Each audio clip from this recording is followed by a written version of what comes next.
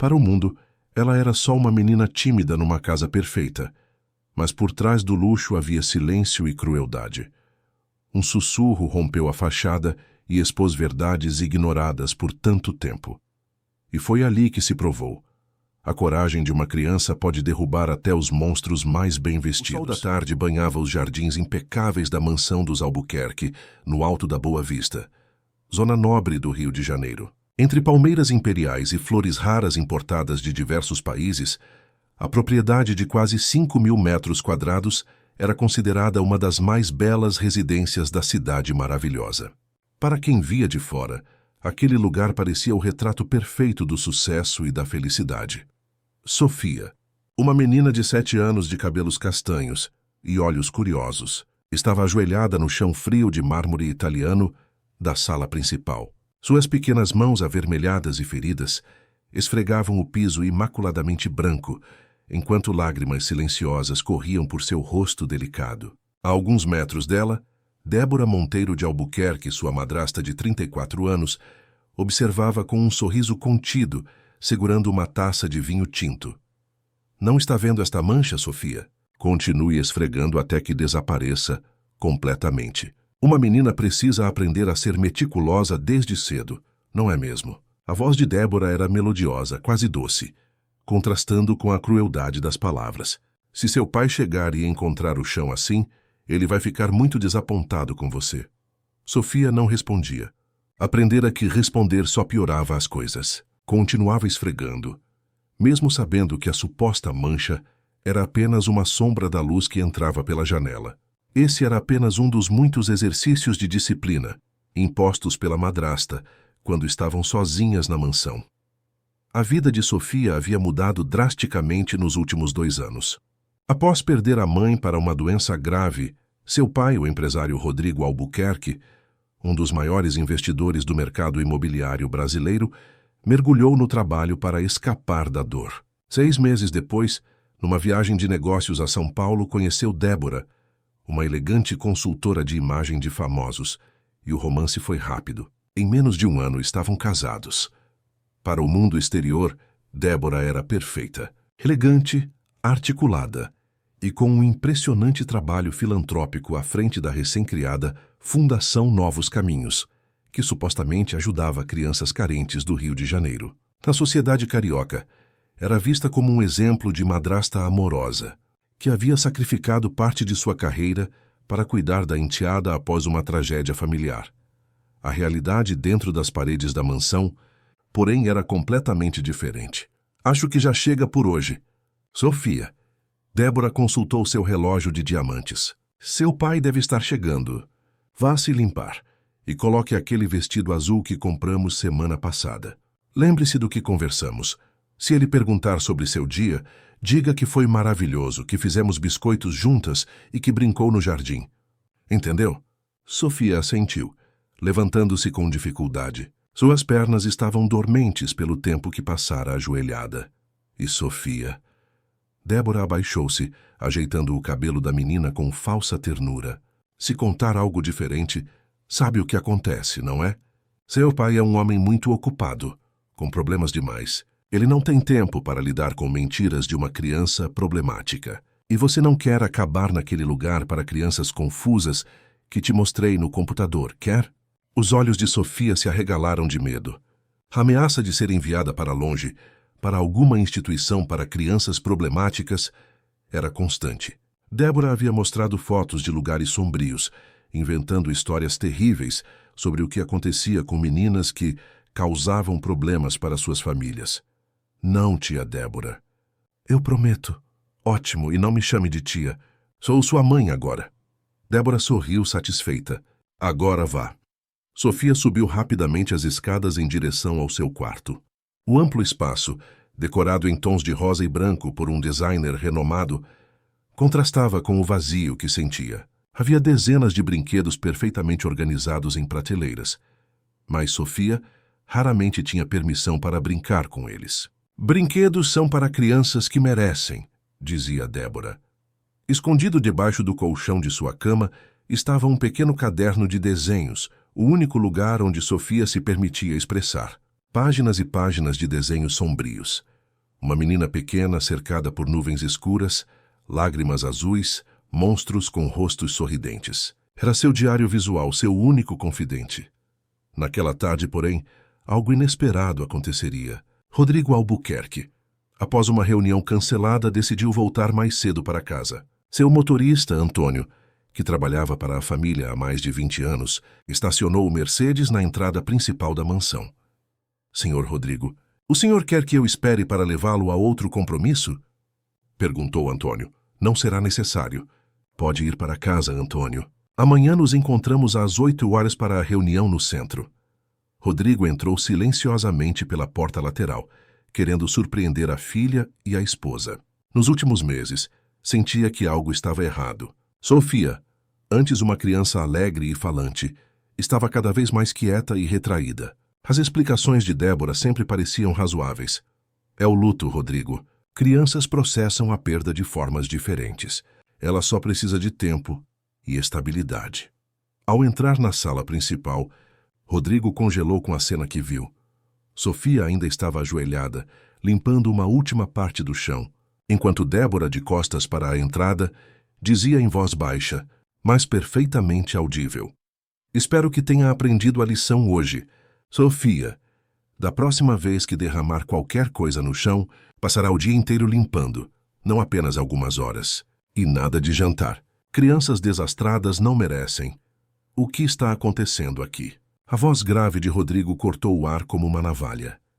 Débora virou-se num sobressalto, quase derrubando a taça de vinho.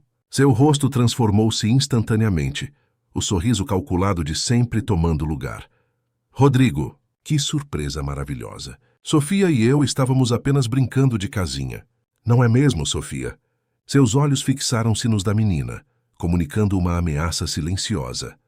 Sofia permaneceu imóvel, seu pequeno corpo tremendo. Pela primeira vez em muitos meses, a menina viu uma oportunidade. Seu olhar encontrou o do pai, uma súplica silenciosa.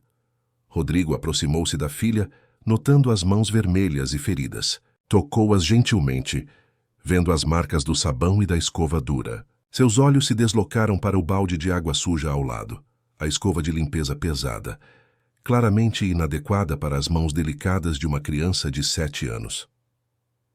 Sofia, por que suas mãos estão assim?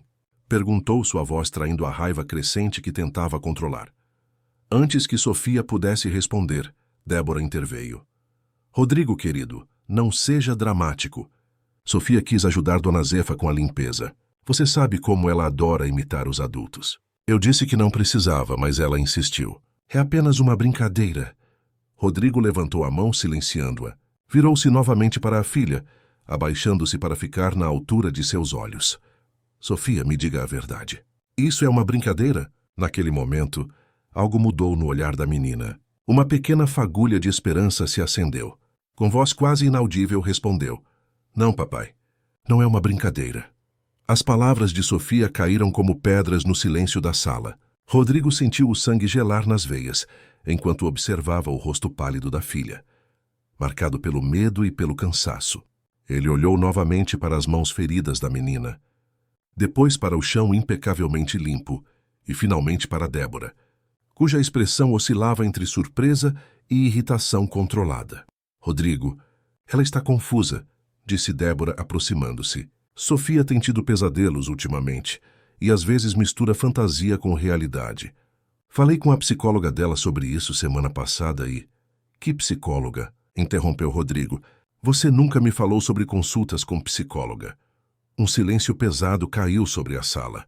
Dona Zefa, a governanta que trabalhava na casa há mais de 15 anos, apareceu na porta da cozinha, atraída pelas vozes alteradas. Seus olhos encontraram os de Sofia, e a velha senhora rapidamente baixou o olhar, um gesto que não passou despercebido por Rodrigo.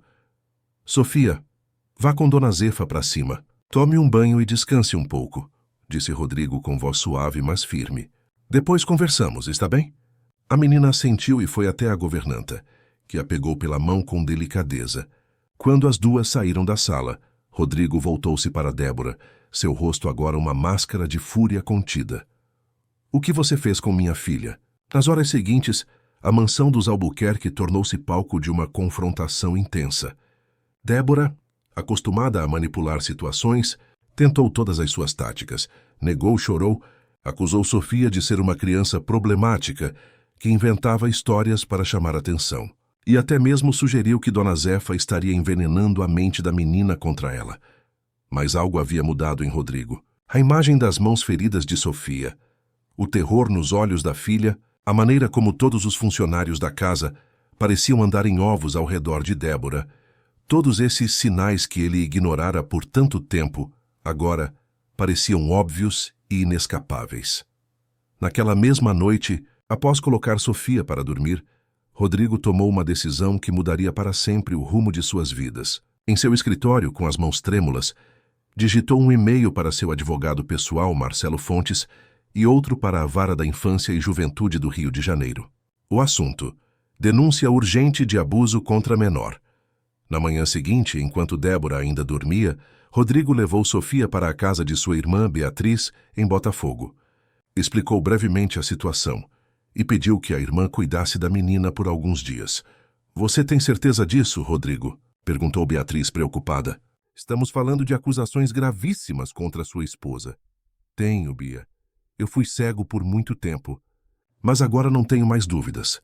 2 dias depois, uma mulher de aproximadamente 40 anos, cabelos grisalhos presos em um coque, simples e olhar penetrante, estacionou seu carro popular em frente ao imponente portão da mansão dos Albuquerque.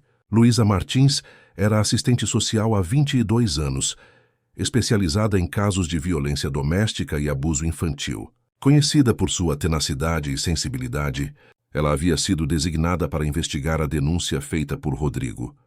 Ao ser recebida na mansão, Luísa imediatamente notou a atmosfera opressiva do lugar, apesar de todo o luxo aparente.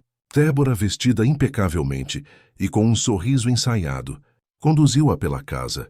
"Como pode ver, senhora Martins, oferecemos apenas o melhor para Sofia. Ela tem tudo que uma criança poderia sonhar", dizia Débora enquanto mostrava o quarto da menina. Luísa observava atentamente, não apenas o ambiente físico, mas os sinais não verbais de Débora. A maneira como falava sobre Sofia, sempre em termos de bens materiais, nunca de afeto ou conexão emocional. Havia algo artificial e calculado em cada gesto. "E onde está Sofia agora?" perguntou Luísa. "Está na casa da tia. Rodrigo a levou sem me consultar, o que considero um absurdo. Sou mãe dela há 2 anos, cuido de cada detalhe da sua vida", respondeu Débora, seu tom suavemente indignado. "Tenho certeza que ele a está influenciando contra mim. Sofia é uma criança impressionável, sabe? Desde que perdeu a mãe biológica, tem episódios de fantasia e comportamentos para chamar atenção."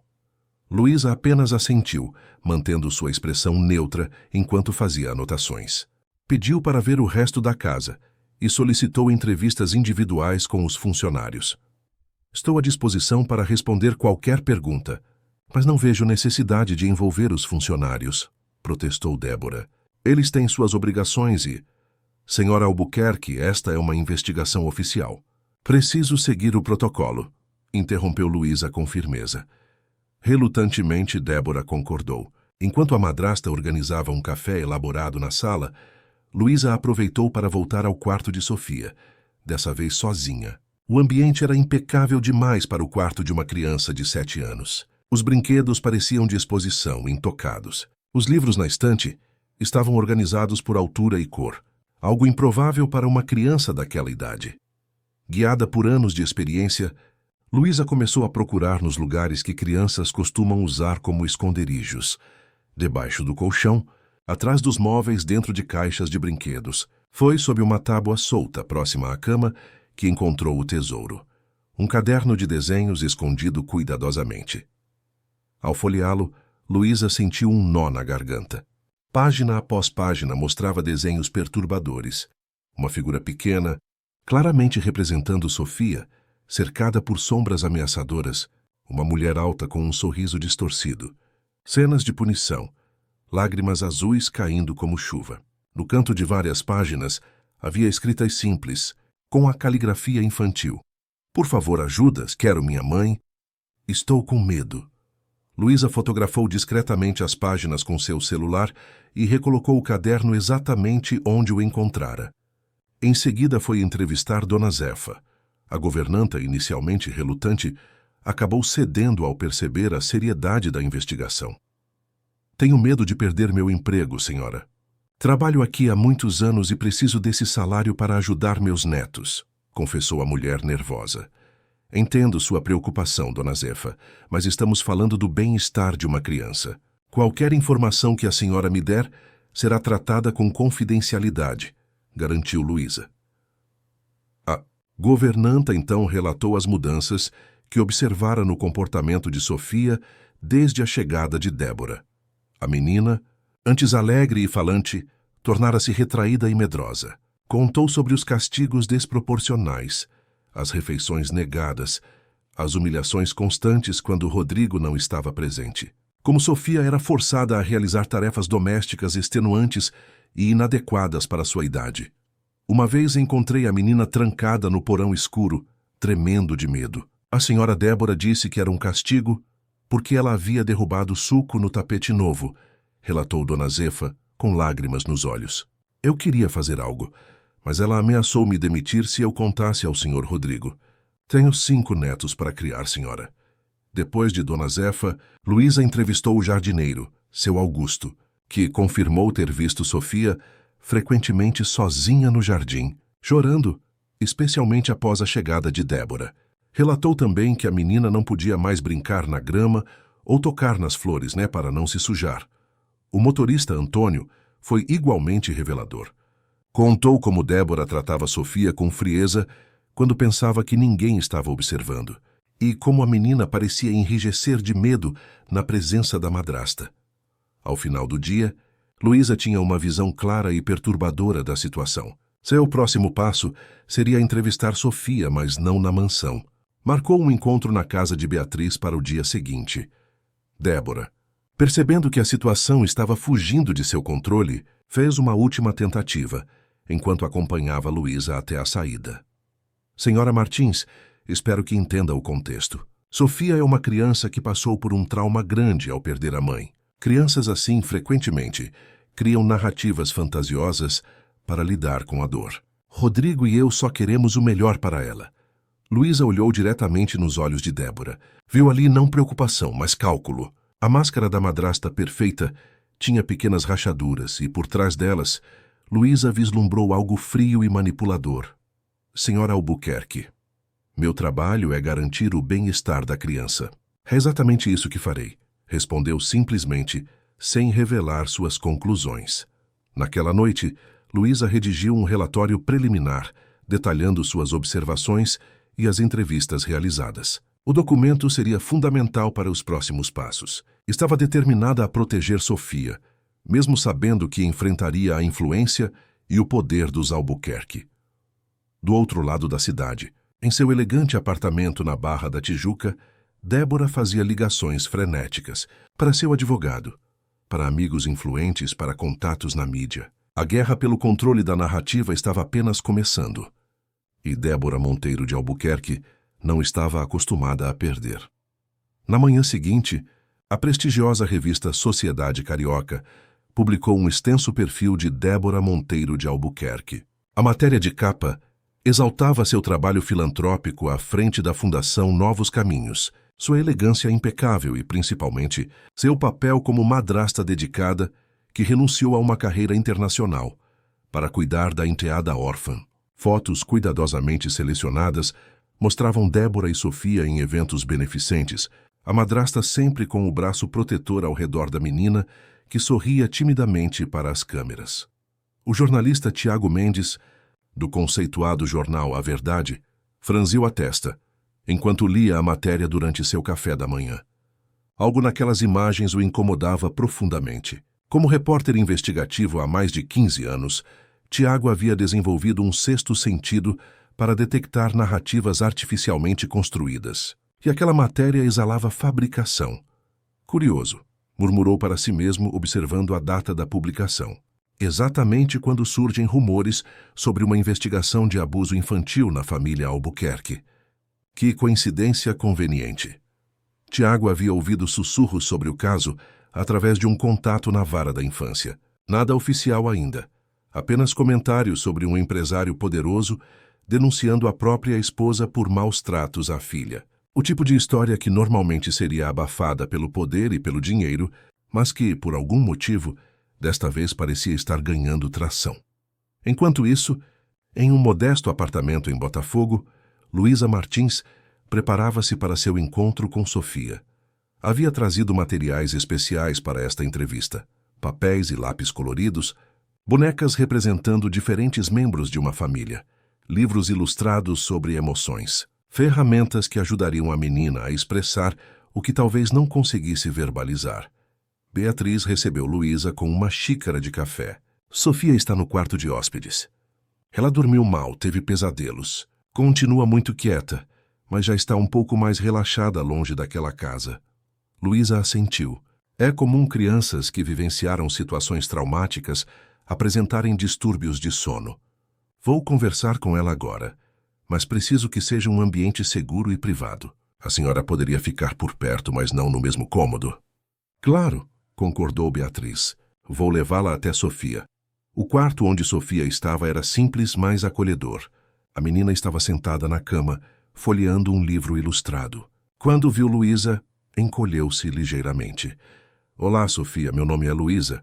Eu trabalho ajudando crianças e famílias. Posso conversar um pouquinho com você? A voz de Luísa era calma e gentil. Sofia olhou para a tia, que assentiu encorajadoramente, e então fez um pequeno gesto de concordância. Beatriz saiu discretamente do quarto, deixando a porta entreaberta. Luísa sentou-se no chão, criando um espaço informal entre ela e a menina. Tirou da bolsa os materiais que havia trazido e os colocou sobre um pequeno tapete.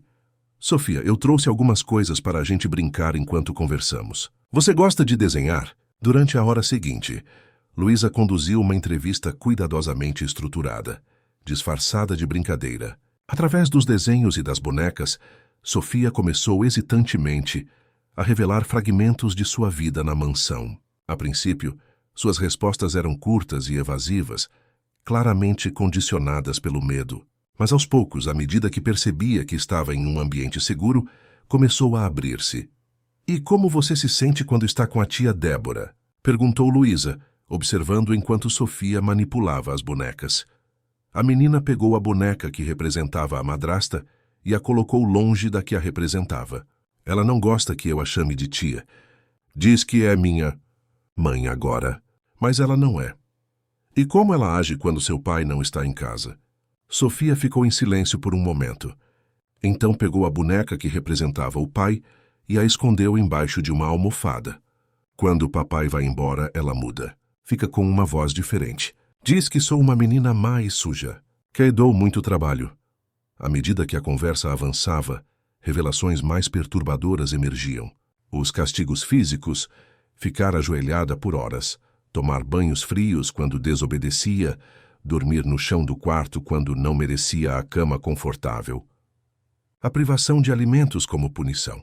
O isolamento social. Não poder brincar com outras crianças porque contaria mentiras sobre a família. As ameaças constantes de ser enviada para um lugar de crianças problemáticas se reclamasse ou contasse a alguém. Ela disse que, se eu contasse para o papai, ele não ia acreditar em mim. Que eu ia para longe e nunca mais ia ver ele. Sofia chorava agora, abraçada a um urso de pelúcia que Beatriz havia lhe dado.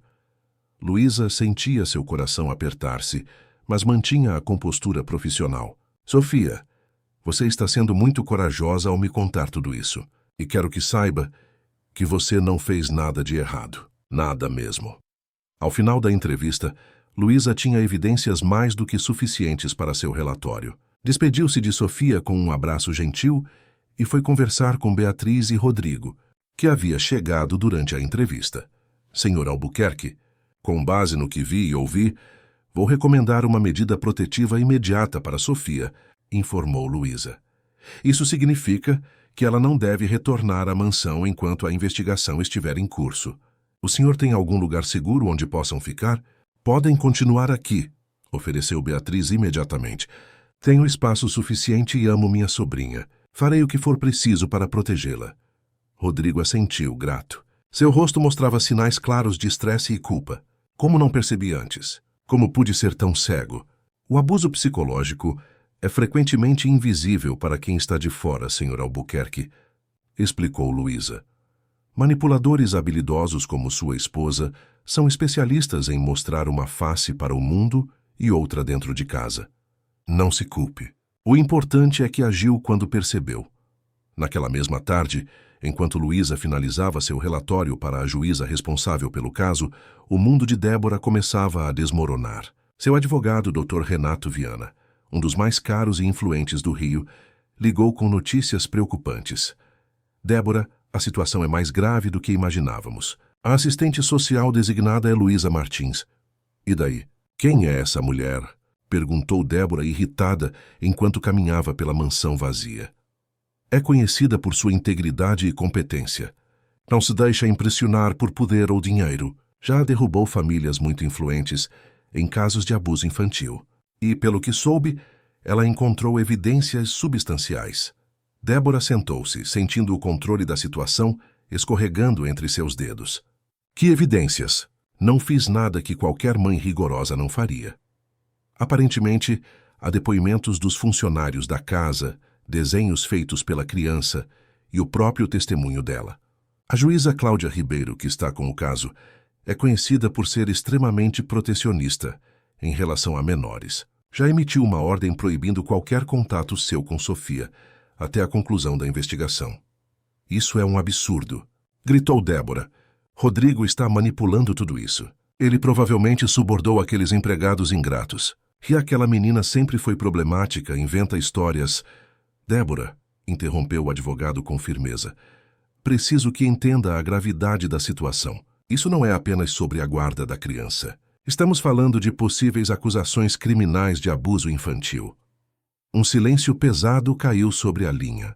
Pela primeira vez, Débora sentiu verdadeiro medo. Sua mente, porém, já trabalhava em uma estratégia. Renato, quero que entre com uma contração imediatamente. Acuse Rodrigo de alienação parental. Diga que ele está usando a filha como arma contra mim por ciúmes da minha carreira independente. Contrate investigadores particulares. Quero saber tudo sobre essa Luísa Martins, qualquer coisa que possamos usar contra ela. No dia seguinte, a guerra pelas narrativas intensificou-se. Enquanto Luísa apresentava seu relatório à vara da infância, recomendando a manutenção da medida protetiva e avaliação psicológica, especializada para Sofia, os jornais e portais de notícias do Rio amanheceram com anúncios de página inteira da Fundação Novos Caminhos. As peças publicitárias mostravam Débora sorridente, cercada por crianças carentes com a manchete, transformando vidas através do amor e da educação. Abaixo, em letras menores, Débora Monteiro de Albuquerque dedica sua vida a criar um futuro melhor para nossas crianças. Simultaneamente, começaram a circular nas colunas sociais notas exclusivas sobre um conhecido empresário do mercado imobiliário que estaria usando a própria filha em uma vingança mesquinha contra a atual esposa, cuja carreira estava ofuscando a dele. Tiago Mendes, o jornalista de A Verdade, observava essa movimentação com interesse crescente. Após algumas ligações para seus contatos, conseguiu o número de Luísa Martins e marcou um encontro discreto. Em um café tranquilo em Laranjeiras, Luísa ouviu atentamente enquanto Tiago explicava seu interesse no caso. Não estou atrás de sensacionalismo. Dona Luísa, há anos investigo como famílias poderosas abafam casos de abuso, especialmente quando envolvem crianças. É um padrão que se repete e quase sempre as vítimas acabam silenciadas. Luísa ponderou cuidadosamente. Como profissional, estava limitada pelo sigilo. Como ser humano, sabia que a mídia poderia ser uma aliada importante contra o poder e a influência de Débora.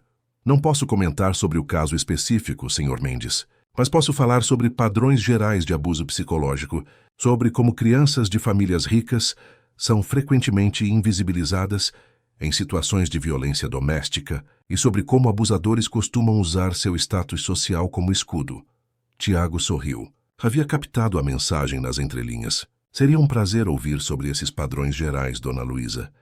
E, quem sabe, relacioná-los a casos reais que ilustrem o problema. Assim, enquanto Débora mobilizava seus recursos para construir uma imagem pública imaculada, As engrenagens da justiça e do jornalismo investigativo começavam a se mover em direção à verdade. No apartamento de Beatriz, Sofia dormiu sem pesadelos pela primeira vez em muitos meses. Seu pai, sentado ao lado da cama, velava seu sono, jurando silenciosamente que nunca mais permitiria que alguém a machucasse. A matéria de Tiago Mendes foi publicada numa manhã de quarta-feira, ocupando a capa de A Verdade com uma manchete contundente: o silêncio dos privilegiados, como o abuso infantil se esconde atrás do poder e do dinheiro. Sem mencionar nomes específicos, o texto traçava um paralelo evidente com o caso dos Albuquerque, descrevendo uma elegante mansão no alto da Boa Vista, onde uma criança sofria calada enquanto a sociedade aplaudia sua algoz. O artigo incluía uma entrevista com Luísa Martins, identificada apenas como veterana assistente social especializada em abuso infantil, que falava sobre os padrões de violência psicológica em famílias de elite. O abuso em famílias ricas tem características específicas. Muitas vezes não deixa marcas visíveis, mas destrói a autoestima e a segurança emocional da criança. E quase sempre vem acompanhado de uma fachada social impecável. O agressor cultiva uma imagem pública irrepreensível. Débora leu a matéria enquanto tomava seu café da manhã na varanda da mansão. Suas mãos tremiam de raiva ao virar as páginas do jornal. Reconhecia-se nas entrelinhas, mesmo sem ser nomeada diretamente. Imediatamente ligou para seu advogado e sua assessora de imprensa. Quero processar esse jornal por calúnia e difamação. Eles estão claramente insinuando que sou uma abusadora. Tecnicamente, Débora, eles não mencionaram seu nome, explicou o Dr. Renato com paciência. Um processo neste momento só traria mais atenção ao caso e poderia ser interpretado como uma admissão de culpa. Frustrada, Débora mudou de estratégia. Através de sua assessora de imprensa, organizou uma coletiva de imprensa exclusiva para os principais veículos de comunicação do Rio, excluindo propositalmente A Verdade. Com lágrimas ensaiadas e voz embargada, apresentou-se como vítima de uma conspiração. Dediquei minha vida a ajudar crianças através da Fundação Novos Caminhos. Abri mão de oportunidades profissionais para ser mãe de Sofia após a trágica perda que ela sofreu, que agora sou alvo de acusações absurdas movidas por interesses que desconheço. As câmeras captavam seu rosto perfeito, marcado por lágrimas cuidadosamente calculadas. Peço apenas um julgamento justo, longe dos holofotes sensacionalistas. A estratégia de Débora era clara: mobilizar a opinião pública a seu favor antes que o caso avançasse no tribunal. E estava funcionando. Vários veículos reproduziram sua versão acriticamente, pintando-a como uma benfeitora injustiçada e questionando as motivações de Rodrigo. Enquanto isso, na casa de Beatriz, Sofia continuava seu lento processo de recuperação. A psicóloga infantil doutora Fernanda Santos, indicada pela Vara da Infância, visitava a menina regularmente para sessões de terapia. Usando técnicas apropriadas para crianças traumatizadas, Fernanda ajudava Sofia a expressar sentimentos que havia suprimido por tanto tempo. Ela demonstra todos os sinais clássicos de abuso psicológico continuado, explicou Fernanda a Rodrigo após uma sessão. Medo de abandono, baixa autoestima, ansiedade extrema, dificuldade em confiar. Mas há esperança. Crianças são incrivelmente resilientes quando recebem o suporte adequado. Luísa Martins também acompanhava o caso de perto. Numa manhã, ao chegar para uma visita de acompanhamento, encontrou Rodrigo visivelmente perturbado. Débora entrou com um pedido formal para visitar Sofia, explicou ele, mostrando os documentos judiciais recém-chegados. Alega que estou praticando alienação parental e prejudicando o vínculo entre ela e a menina. Luísa examinou os papéis com preocupação. Isso é uma tática comum em casos como este. Ela está tentando usar o sistema contra nós. Mas não se preocupe, a decisão sobre visitas cabe à juíza, e ela terá acesso aos nossos relatórios antes de decidir. A batalha legal intensificava-se dia após dia. Para cada movimento da equipe de proteção a Sofia, Débora e seus advogados tinham uma contra-estratégia. Quando a doutora Fernanda submeteu seu relatório psicológico, a defesa de Débora contestou sua imparcialidade. Quando depoimentos dos funcionários da mansão foram anexados ao processo, surgiram repentinamente testemunhas, afirmando que Rodrigo era um pai ausente e que Débora era quem realmente cuidava de Sofia. Nesse meio tempo, Tiago Mendes continuava sua investigação jornalística. Algo na história oficial de Débora Monteiro o incomodava. Decidiu investigar mais a fundo a Fundação Novos Caminhos, tão exaltada pela mídia. Após semanas de apuração, descobriu que a instituição existia principalmente no papel. As doações recebidas de empresários e celebridades tinham um destino nebuloso, que as atividades beneficentes eram, em sua maioria, eventos fotográficos para a imprensa, sem impacto real. Mais perturbador ainda foi o que descobriu sobre o passado de Débora. Antes de adotar o sobrenome Monteiro, ela se chamava Débora Santos e havia trabalhado como consultora de imagem para políticos e empresários em São Paulo. Um ex-colega, que preferiu não se identificar, revelou a Tiago que Débora era conhecida por sua ambição implacável e por fazer qualquer coisa para subir na vida. Jornalista também localizou uma família anterior com quem Débora havia morado. Um empresário divorciado com uma filha adolescente em Campinas. A jovem, agora com 19 anos, inicialmente recusou-se a falar, mas após garantias de anonimato, confirmou ter vivido uma experiência similar à de Sofia. Maus tratos psicológicos quando o pai não estava presente, isolamento dos amigos e familiares e uma campanha constante para desacreditá-la quando tentava falar sobre o abuso. Ela destruiu minha relação com meu pai, contou a jovem. Me fez parecer uma adolescente problemática, mentirosa e manipuladora. Ninguém acreditava em mim. Acabei indo morar com minha mãe em outro estado para escapar daquela situação. Meu pai só percebeu quem ela realmente era quando ela o abandonou depois de conseguir um partido melhor no Rio. Armado com essas novas informações, Tiago preparou uma segunda matéria, ainda mais contundente que a primeira. Desta vez, embora ainda evitando nomes diretos por questões legais, deixou pistas suficientes para que os leitores fizessem a conexão com Débora e sua suposta filantropia. O impacto foi imediato. Outros veículos de imprensa, percebendo que havia uma história maior do que aparentava, começaram suas próprias investigações sobre a Fundação Novos Caminhos. Perguntas incômodas surgiam.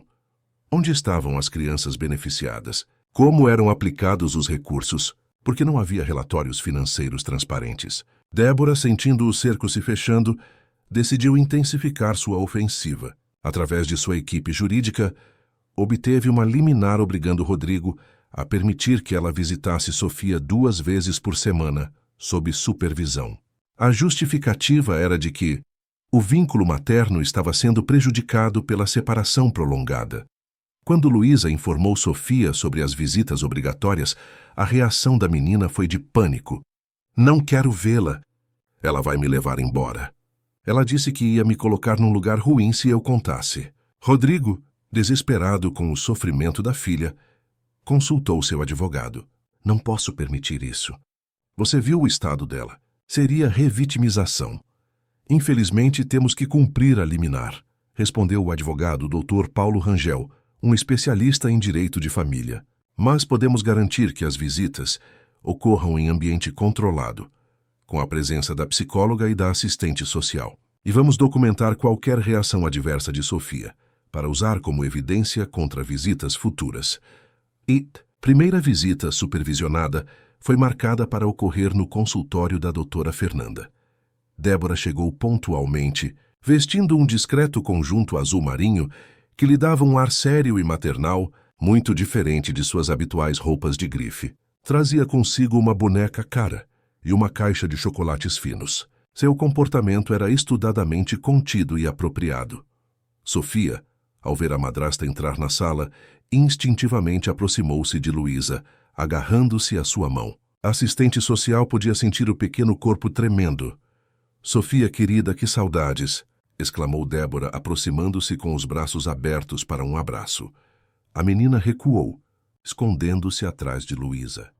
Talvez devamos ir com calma, sugeriu a doutora Fernanda, indicando cadeiras onde poderiam se sentar. Sofia pode precisar de tempo para se sentir confortável. Durante a hora seguinte, Débora manteve a fachada de madrasta amorosa e preocupada, fazendo perguntas sobre o bem-estar de Sofia, oferecendo presentes, mencionando como a casa estava vazia sem ela. Mas seus olhos contavam outra história. Quando achava que as profissionais não estavam observando, lançava olhares intimidadores para Sofia, sutis demais para serem flagrados pelas câmeras que registravam a sessão, mas perfeitamente claros para a criança que havia aprendido a ler essas expressões como mecanismo de sobrevivência.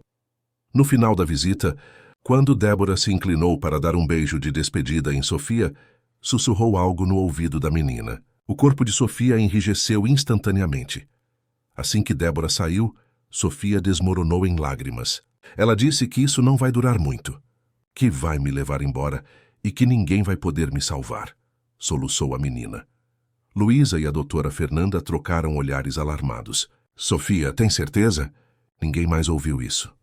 É verdade, insistiu Sofia entre lágrimas. Ela sempre faz assim. Diz coisas quando ninguém está ouvindo. E depois diz que eu estou mentindo. A doutora Fernanda fez anotações detalhadas sobre a reação de Sofia e o suposto sussurro. Isso é consistente com o padrão de abuso psicológico que identificamos. Ameaças veladas, manipulação, gaslighting. Vamos incluir isso no relatório para a juíza. Após a visita, Luísa reuniu-se com Rodrigo. Precisamos ser estratégicos.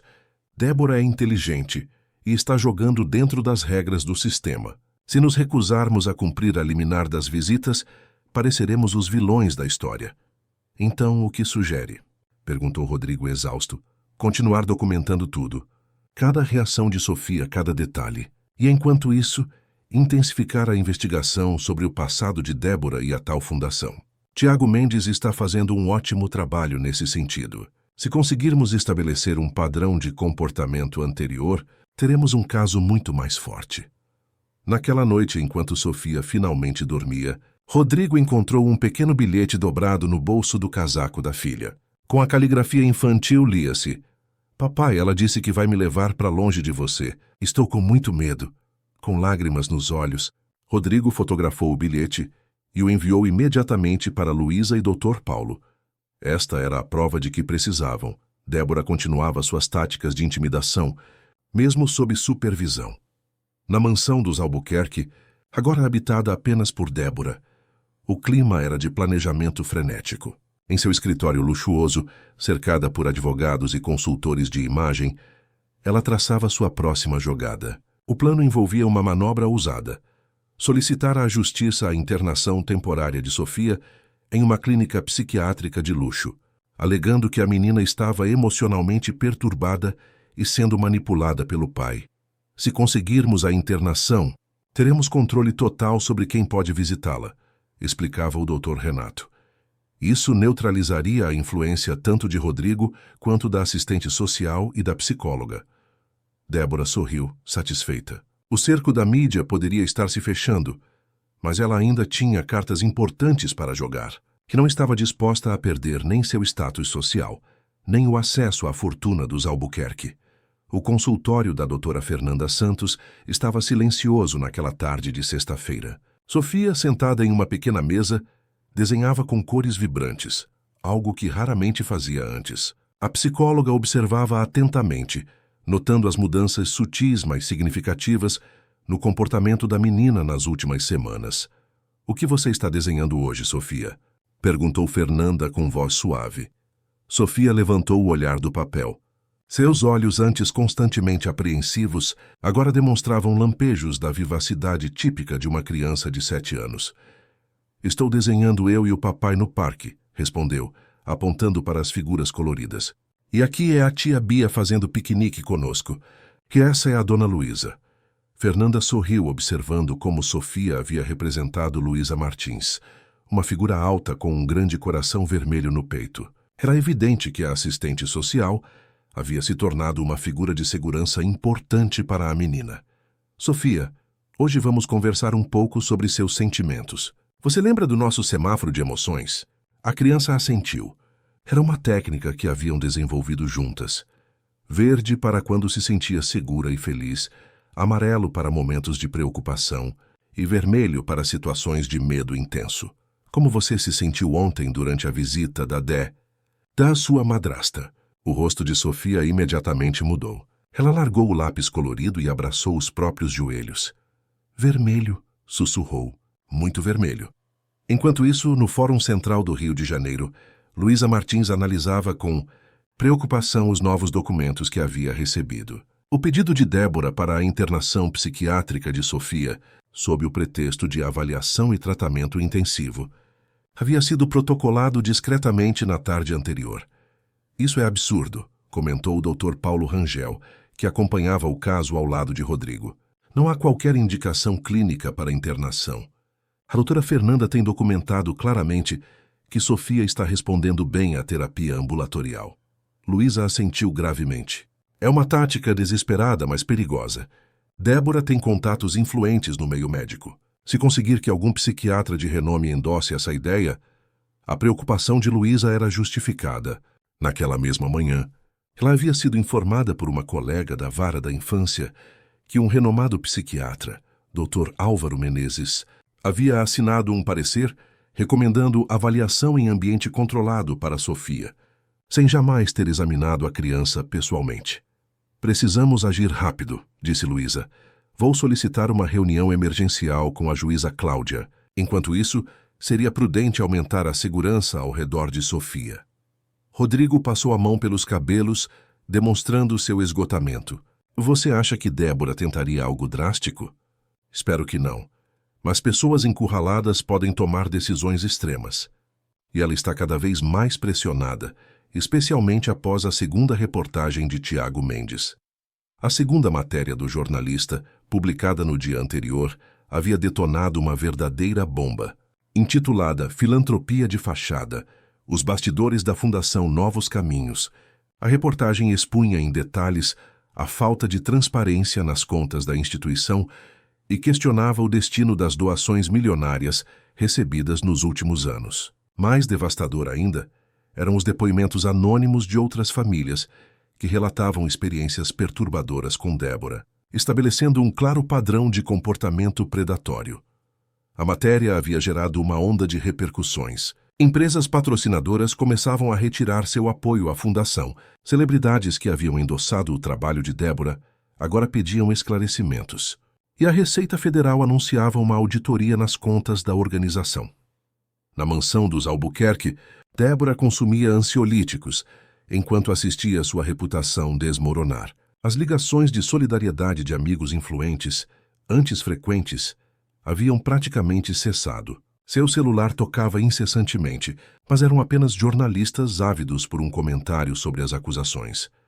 Você precisa fazer um pronunciamento oficial, insistia sua assessora de imprensa, Cláudia Pimentel. O silêncio só alimenta as especulações. E dizer o quê? Explodiu Débora, atirando uma taça de cristal contra a parede. Que tudo o que construí está indo por água abaixo por causa das mentiras de uma criança mimada e de um jornalista sensacionalista. Dr. Renato, que acompanhava a reunião, interveio com voz calma. Precisamos focar no plano. A audiência para decidir sobre o pedido de internação está marcada para segunda-feira. Se conseguirmos que a juíza aprove, isso mudará completamente o jogo. Débora respirou fundo, tentando se recompor. E se não conseguirmos? Tenho que considerar todas as possibilidades agora. O advogado e a assessora trocaram olhares apreensivos. Era a primeira vez que viam Débora considerar a hipótese de derrota. Há sempre a opção de uma proposta de acordo, sugeriu Dr. Renato cautelosamente. Poderíamos negociar visitas supervisionadas regulares em troca da retirada das acusações mais graves. Rodrigo parece estar aberto a soluções que priorizem o bem-estar de Sofia. Acordo. A voz de Débora era gelada. Depois de tudo que passamos. Depois de ter meu nome arrastado pela lama. Não, Renato. Não haverá acordo. Naquela noite, o plano alternativo de Débora começou a tomar forma. Através de conexões obscuras, contratou um homem chamado Vicente, ex-policial com um histórico nebuloso, para uma missão especial. A tarefa era simples, mas arriscada. Localizar e obter acesso a Sofia usando quaisquer meios necessários. Não quero saber como você vai fazer, instruiu Débora durante um encontro discreto em um café afastado do centro. Só preciso que traga a menina até mim. Tenho documentos e passaportes preparados. Uma vez que esteja comigo, seguiremos para o exterior imediatamente. Vicente, um homem de poucas palavras e moral flexível, ouviu atentamente enquanto contava as notas de alto valor que Débora havia deslizado para ele sob a mesa. Quando? Domingo à noite. Soube que Rodrigo tem um compromisso e a menina ficará com a tia. Será mais fácil do que tentar algo no fórum ou durante uma visita supervisionada. O que Débora não sabia era que seu telefone havia sido colocado sob escuta judicial 2 dias antes, após Luísa ter apresentado à juíza Cláudia evidências concretas da intimidação contínua de Sofia. Cada palavra de sua conversa com Vicente estava sendo gravada e analisada pela equipe de investigação designada para o caso. No apartamento de Beatriz, a tensão era palpável. Rodrigo havia sido informado sobre a possível ameaça a Sofia e reforçava a segurança do local. Não vou a compromisso nenhum no domingo, garantiu a Luísa, que havia vindo pessoalmente alertá-lo. Foi uma informação falsa que plantamos para ver como ela reagiria. E ela mordeu a isca. Luísa assentiu satisfeita com a estratégia. A juíza Cláudia já está ciente de tudo. Emitiu uma ordem de prisão preventiva que será executada assim que tivermos evidências suficientes de tentativa de sequestro. Mas precisamos ser extremamente cuidadosos. Sofia não pode sequer suspeitar do que está acontecendo. Na sala ao lado, Sofia brincava tranquilamente com Beatriz, alheia ao perigo que a cercava. As duas montavam um quebra-cabeça gigante, enquanto conversavam sobre coisas triviais.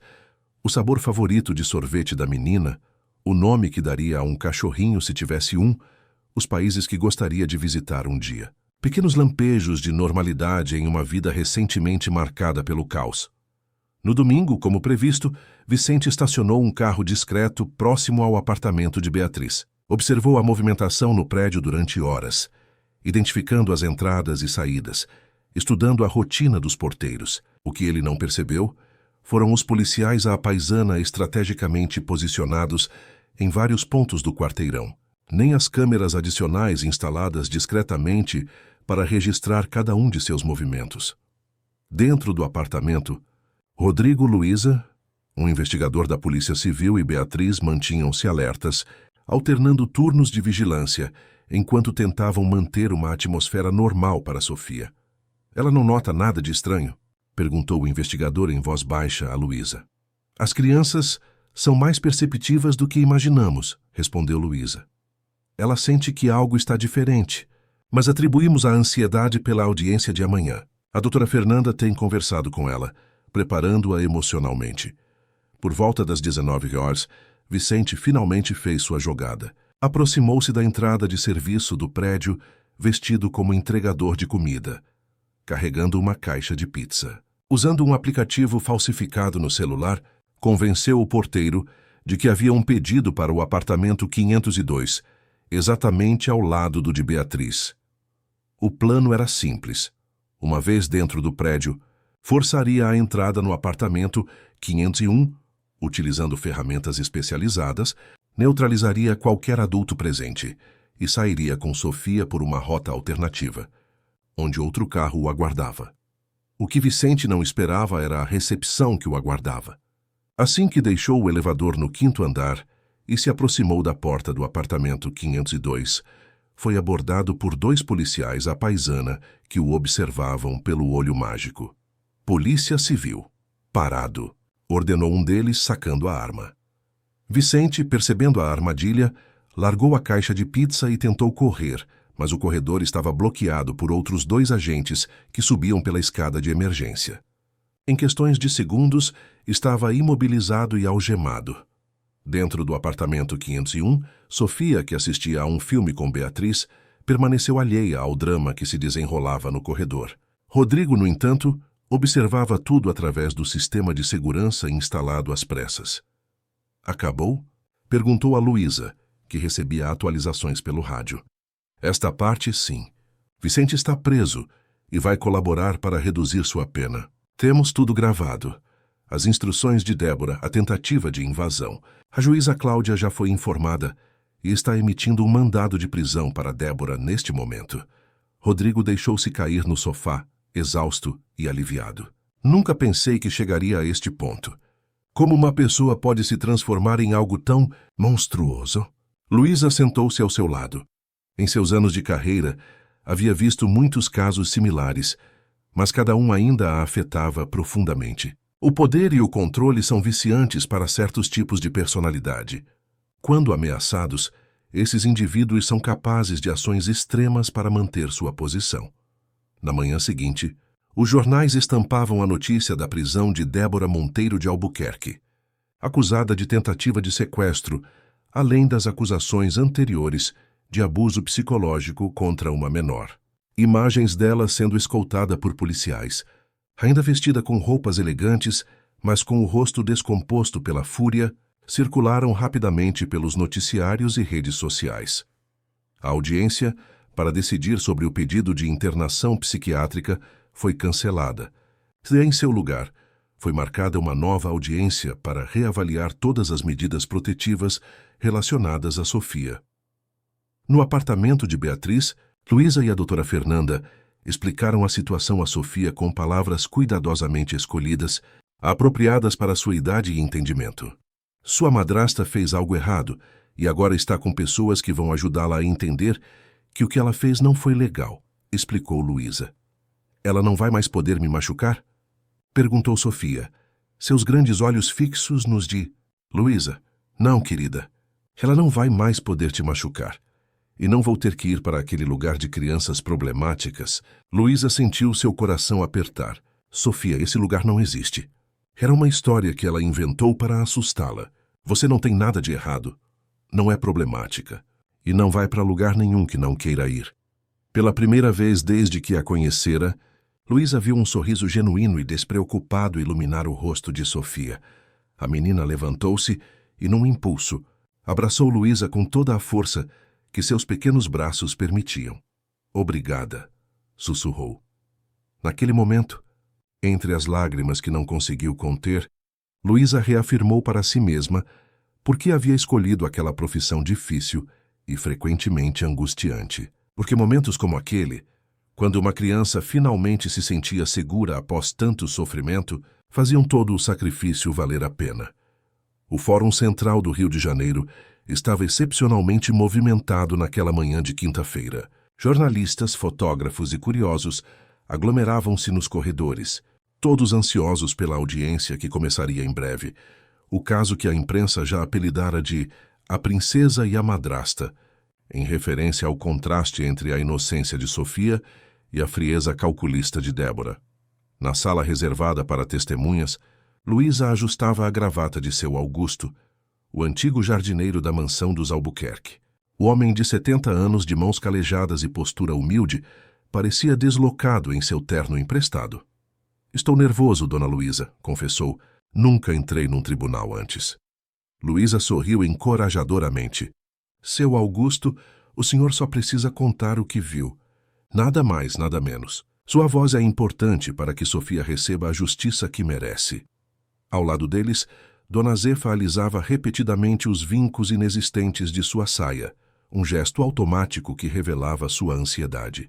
A governanta havia trabalhado para os Albuquerque por mais de 15 anos e agora enfrentava o dilema de testemunhar contra uma ex-patroa. E se ela conseguir se safar? E se vier atrás de nós depois? Perguntou em voz baixa.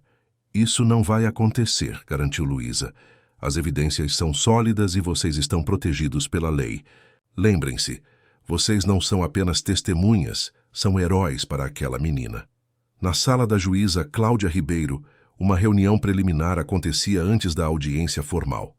A magistrada, conhecida por sua postura firme em casos envolvendo crianças, ouvia atentamente as considerações finais dos advogados. Excelência, argumentava Dr. Renato Viana, minha cliente reconhece que pode ter cometido excessos em seus métodos educacionais, mas isso está longe de configurar abuso. Quanto ao incidente do domingo, foi um mal-entendido amplificado por uma investigação tendenciosa. A juíza Cláudia ajustou os óculos, seu olhar penetrante fixando-se no advogado. Doutor Renato, tenho em mãos gravações, laudos psicológicos, depoimentos de testemunhas oculares e, mais grave ainda, evidências de uma tentativa de sequestro. Chamar isso de mal-entendido é, no mínimo, uma afronta à inteligência deste tribunal. O advogado de Débora recuou ligeiramente. Mesmo para um profissional experiente como ele, o caso estava se tornando indefensável. Sua cliente, atualmente detida preventivamente, recusava-se a aceitar acordos ou admitir qualquer culpa, insistindo em uma estratégia agressiva que ele sabia ser contraproducente. Excelência, interveio o Dr. Paulo Rangel. Representando Rodrigo e Sofia, gostaríamos de enfatizar que nossa prioridade é o bem-estar da criança. Qualquer decisão deve considerar primordialmente o trauma sofrido e o processo de recuperação já iniciado. A juíza assentiu. Isso ficará claro durante a audiência, Dr. Paulo. Agora, há uma questão importante a considerar: a presença ou não de Sofia no tribunal. Luísa, que acompanhava a reunião na qualidade de assistente social designada, manifestou-se. Excelência, a doutora Fernanda e eu avaliamos que seria potencialmente traumático para Sofia enfrentar a madrasta neste ambiente. Sugerimos que seu depoimento, caso necessário, seja colhido em separado, em uma sala apropriada para crianças e com acompanhamento psicológico. Concordo, decidiu a juíza após breve reflexão. Vamos iniciar a audiência em 20 minutos. E, Dr. Renato, aconselho que converse novamente com sua cliente sobre a postura que pretende adotar. O tribunal não verá com bons olhos qualquer tentativa de manipulação ou vitimização neste caso. A sala de audiências estava lotada quando Débora Monteiro de Albuquerque foi conduzida para dentro por 2 policiais femininos. Mesmo vestindo o uniforme padronizado do sistema prisional, mantinha a postura altiva, o queixo erguido em desafio. Seus olhos, no entanto, traíam o pânico subjacente. Rodrigo, sentado ao lado de seu advogado, evitava olhar diretamente para a ex-esposa. Nos 2 anos de convivência, jamais imaginara que a mulher elegante e aparentemente dedicada que conhecera escondesse tamanha capacidade de crueldade. A audiência transcorreu por horas, com a promotoria apresentando metodicamente as evidências reunidas. Os depoimentos de seu Augusto e Dona Zefa foram particularmente impactantes, detalhando episódios de castigos desproporcionais, privações e humilhações sistemáticas impostas a Sofia. Numa tarde de chuva, relatou Dona Zefa, sua voz embargada pela emoção, encontrei Sofia trancada na varanda externa, encharcada e tremendo de frio.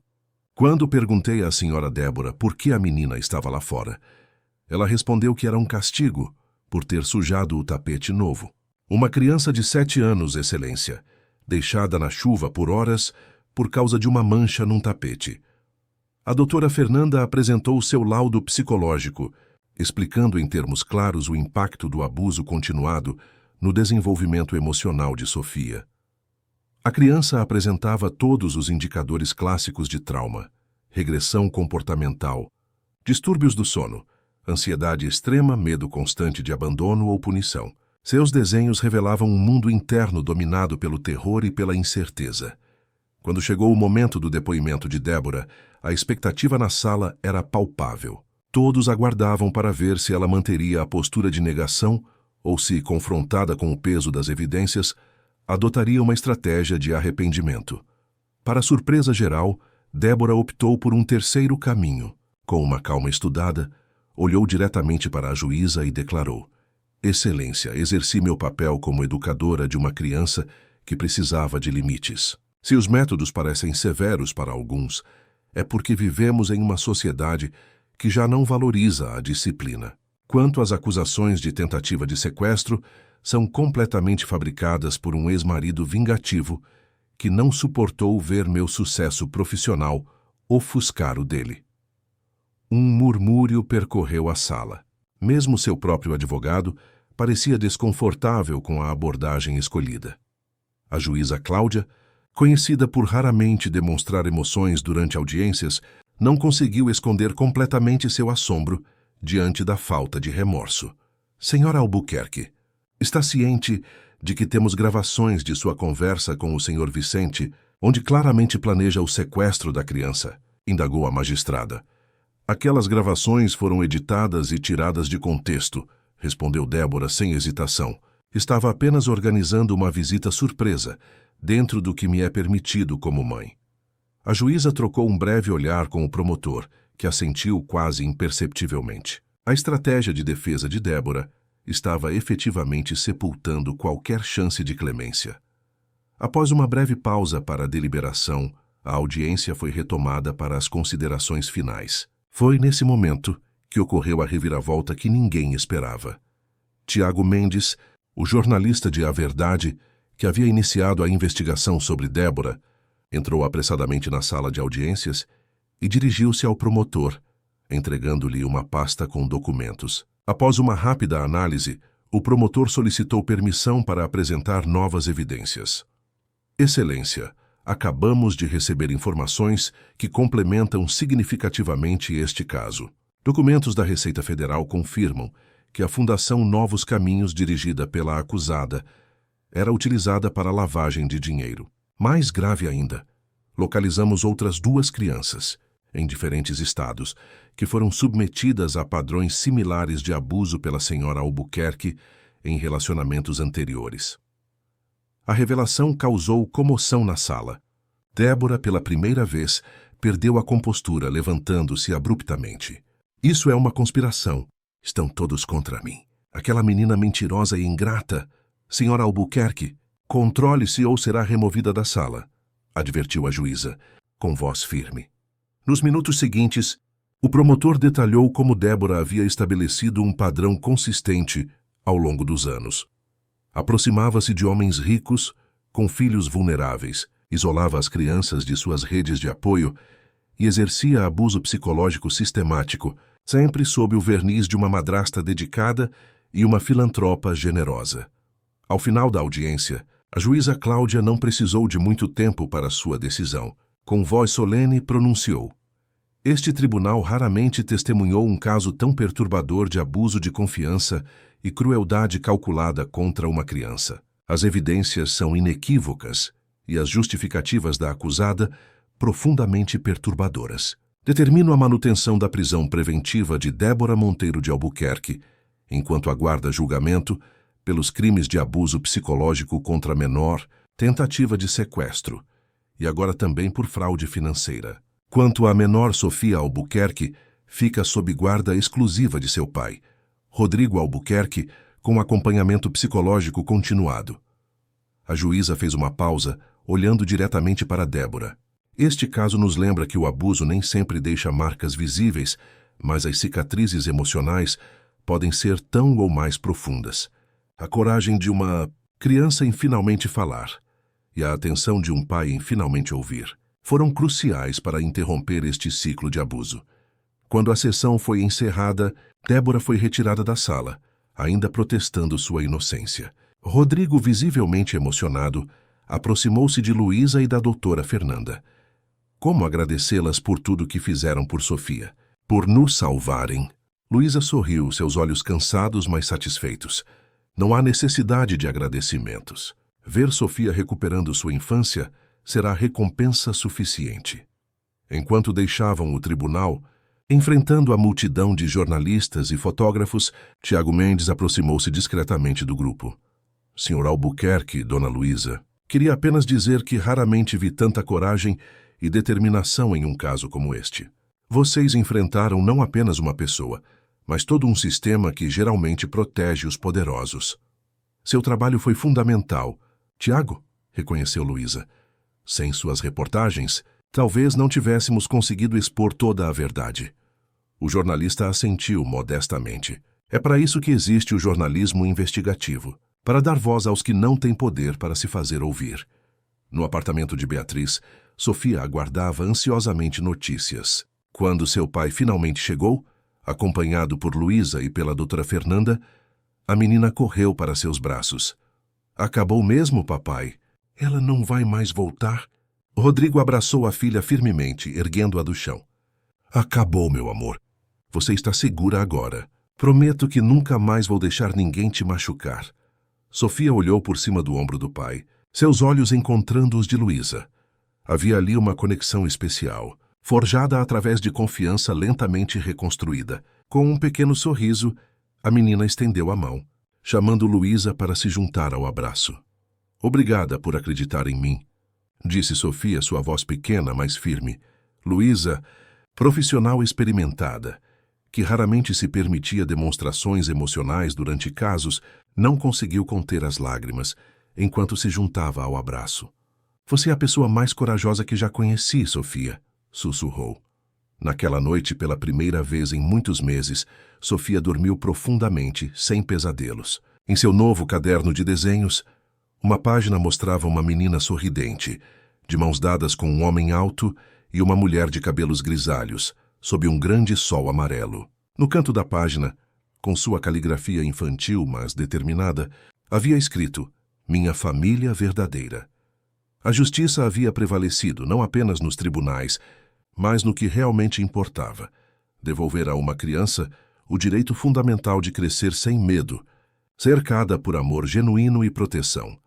6 meses haviam se passado desde a audiência, que mudara definitivamente o rumo da vida dos Albuquerque. O outono chegava ao Rio de Janeiro, trazendo uma brisa suave que balançava as cortinas do novo apartamento de Rodrigo e Sofia em Ipanema. Menor que a mansão do Alto da Boa Vista, mas infinitamente mais acolhedor, o lar que haviam escolhido juntos ficava próximo ao mar, o lugar favorito de Sofia para brincar nos fins de semana. Na sala de estar decorada com cores vivas e fotografias de momentos felizes, Sofia sentava-se diante de um bolo decorado com 8 velas. Era seu aniversário, e ao redor da mesa estavam as pessoas que haviam se tornado sua verdadeira família. Seu pai, tia Beatriz, Dona Zefa, que agora trabalhava para eles em horário regular, com todos os direitos trabalhistas, seu Augusto, que cuidava das plantas da varanda e contava histórias fantásticas sobre árvores mágicas. Doutora Fernanda e, claro, Luísa Martins. Faça um pedido antes de soprar. Querida, disse Rodrigo, filmando o momento com seu celular. Sofia fechou os olhos por um instante, concentrada, e então soprou as velas com determinação. Todos aplaudiram e a menina sorriu. Um sorriso genuíno e despreocupado que meses atrás parecia impossível. O caminho até aquele momento havia sido desafiador. Nas semanas que se seguiram à audiência, a imprensa continuou repercutindo o caso, com novas revelações surgindo sobre o passado de Débora e as atividades da Fundação Novos Caminhos. Rodrigo tomou a difícil decisão de vender a mansão do Alto da Boa Vista, carregada de memórias dolorosas para Sofia, que recomeçara em um novo ambiente. A terapia com a doutora Fernanda continuava, agora em sessões quinzenais. Os pesadelos de Sofia tornavam-se cada vez mais raros, e sua confiança crescia gradualmente. Na nova escola, fazia amigos com mais facilidade e participava ativamente das atividades, algo impensável durante o período sob a influência de Débora. Quem quer o primeiro pedaço de bolo? Perguntou Beatriz, assumindo o papel de anfitriã entusiasmada que tanto amava. Eu quero dar o primeiro pedaço para a dona Luísa, declarou Sofia, olhando com carinho para a assistente social. Luísa, que oficialmente não acompanhava mais o caso, mas mantinha uma relação especial com a família, sentiu-se tocada pelo gesto. Nos seus muitos anos de carreira, raramente testemunhava os resultados positivos de seu trabalho de forma tão direta e gratificante. É muita generosidade sua.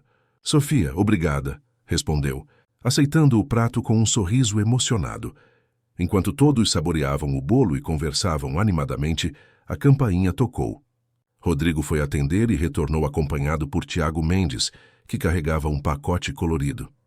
Espero não estar atrasado para a festa, disse o jornalista, ligeiramente sem jeito.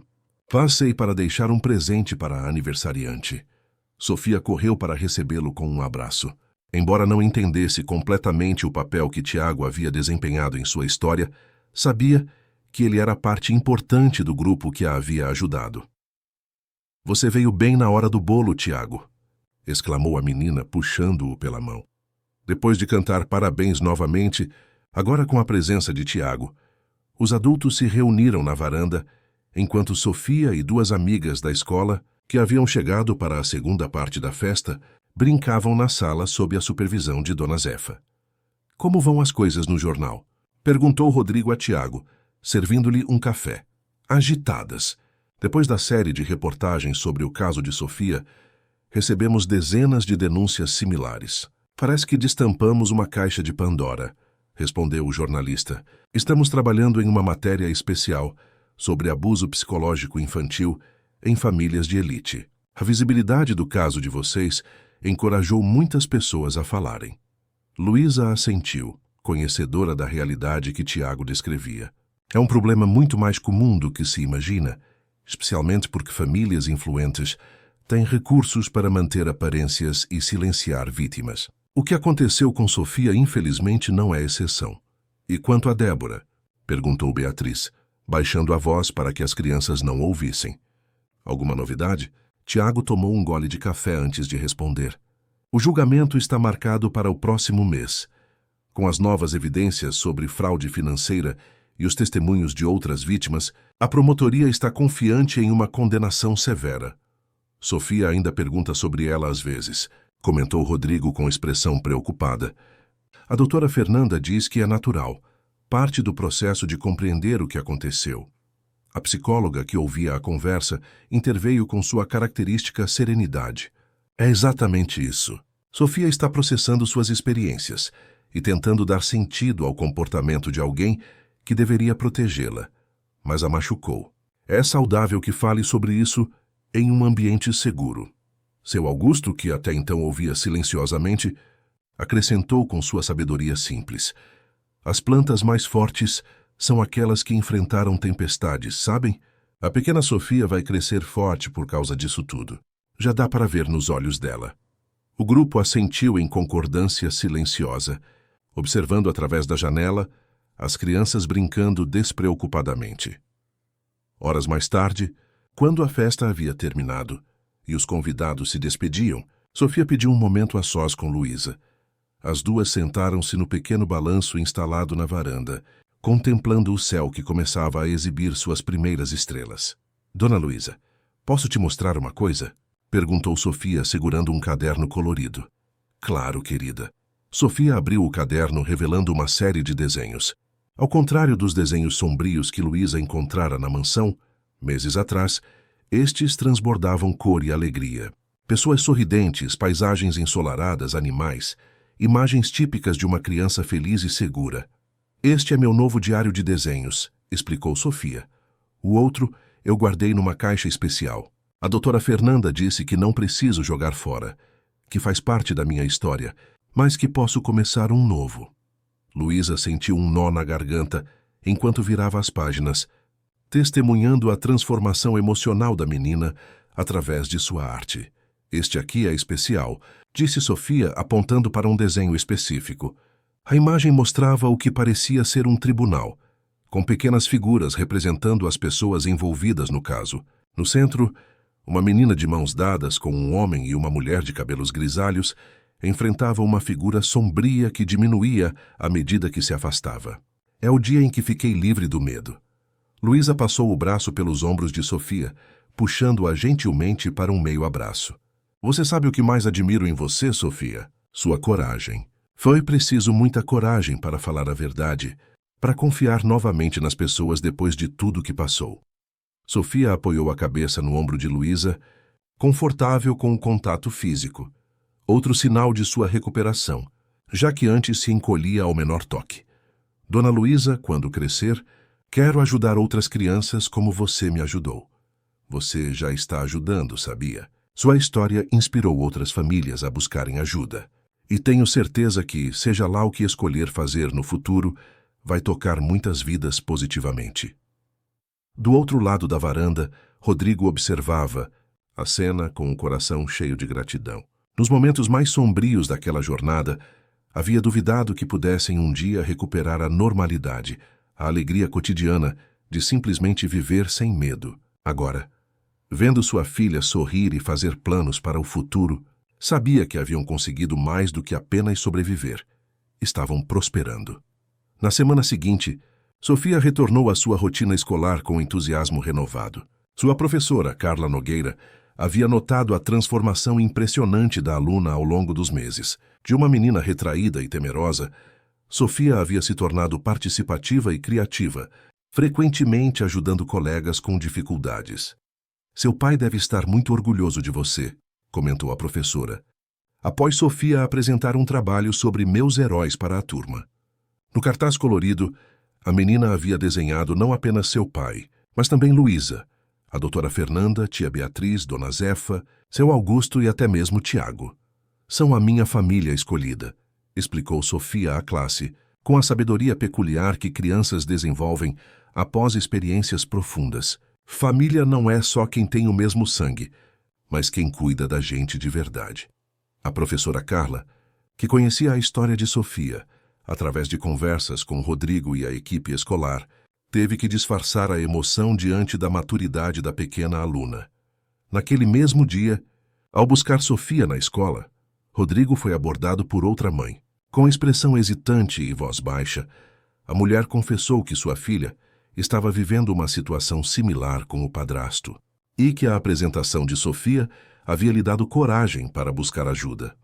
Vi as notícias sobre o seu caso, mas parecia tão distante da minha realidade, até ouvir sua filha falar hoje com tanta força, mesmo sendo tão pequena. Rodrigo forneceu imediatamente os contatos de Luísa e da vara da infância, oferecendo apoio no que fosse necessário. Enquanto observava a mulher se afastar, pensou em como o ciclo de cura e transformação se expandia, alcançando outras famílias, outras crianças. Em seu escritório no centro da cidade, Luísa Martins atendia a um número crescente de denúncias, inspiradas pelo caso de Sofia. Com a visibilidade que o caso ganhara, muitas pessoas que antes se calavam por medo ou vergonha, agora buscavam ajuda. A assistente social havia se tornado uma referência no combate ao abuso psicológico infantil, especialmente em famílias socioeconomicamente privilegiadas. O que o caso de Sofia nos ensinou, explicava Luísa durante uma palestra para profissionais da área, é que o abuso pode se esconder atrás das portas mais elegantes e das aparências mais impecáveis. Nossa obrigação é enxergar além das fachadas e ouvir verdadeiramente as crianças. Na véspera do julgamento de Débora, Rodrigo encontrou Sofia sentada na cama, olhando pensativa para uma antiga fotografia onde aparecia ao lado da ex-madrasta em um evento beneficente. A imagem captava perfeitamente a dualidade que havia marcado aquela relação. Enquanto Débora sorria amplamente para as câmeras, seu braço ao redor de Sofia parecia mais uma garra do que um gesto de afeto. — Está pensando nela? Perguntou Rodrigo, sentando-se ao lado da filha. Sofia assentiu. Às vezes me pergunto por que ela não gostava de mim. Rodrigo respirou fundo, buscando as palavras certas. Sofia, o que aconteceu não foi culpa sua. Algumas pessoas, como Débora, não sabem amar de verdade. Elas só sabem controlar, dominar. E isso não tem nada a ver com quem você é ou o que fez. Entende isso? A menina refletiu por um momento. A doutora Fernanda me disse algo parecido. Que às vezes pessoas fingem amar porque querem algo, como dinheiro ou poder. É triste, né? Muito triste, concordou Rodrigo, admirado mais uma vez com a capacidade de compreensão da filha. Mas sabe o que é bonito? Que mesmo depois de tudo o que passou, você ainda tem tanto amor para dar. Isso mostra como você é forte por dentro. Sofia guardou a fotografia de volta na caixa, onde mantinha memórias do passado, não para se atormentar, mas para lembrar de onde havia partido e o quanto havia conquistado. Papai, amanhã posso ir visitar a dona Luísa depois da escola? Quero mostrar a ela minha redação que tirou nota máxima. Claro que pode. Tenho certeza que ela vai adorar. O julgamento de Débora Monteiro de Albuquerque transcorreu como esperado. Diante das evidências irrefutáveis e dos múltiplos testemunhos, foi condenada a cumprir pena por abuso psicológico de menor, tentativa de sequestro e fraudes financeiras relacionadas à Fundação Novos Caminhos. A sentença, considerada exemplar pelo Ministério Público, seria cumprida inicialmente em regime fechado. Sofia, preservada de todos os detalhes do julgamento, soube apenas o essencial, que Débora ficaria longe por muito tempo e não poderia mais machucar outras crianças. Para a menina, isso era suficiente para seguir em frente.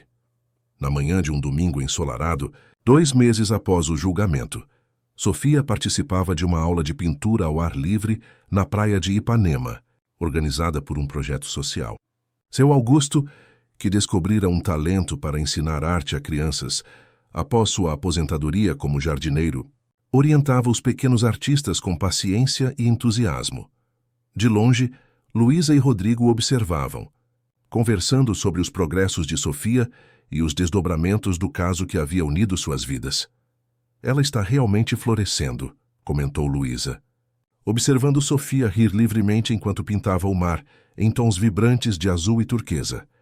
Graças a você, respondeu Rodrigo. Nunca poderei agradecer o suficiente pelo que fez por nós. Luísa sorriu, seus olhos nunca deixando a figura radiante de Sofia entre as outras crianças. Não fiz nada além do meu trabalho. A verdadeira heroína desta história sempre foi ela.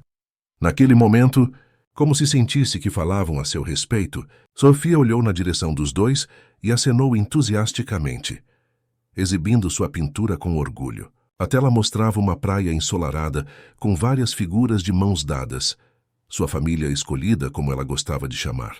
Acima do grupo, um grande sol amarelo brilhava intensamente, afastando todas as sombras. Era a imagem perfeita de seu mundo reconstruído, luminoso, seguro e repleto de amor verdadeiro. Papai. Dona Luísa, venham ver o que eu pintei!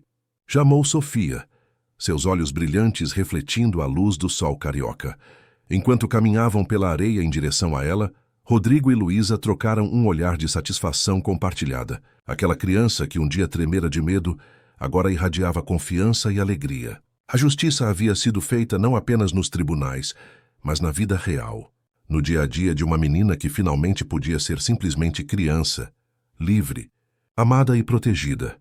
E Sofia, em sua sabedoria de 8 anos recém-completados, talvez compreendesse melhor do que ninguém o significado mais profundo daquela jornada. Que mesmo nas histórias mais sombrias, a luz sempre encontra um caminho para brilhar novamente.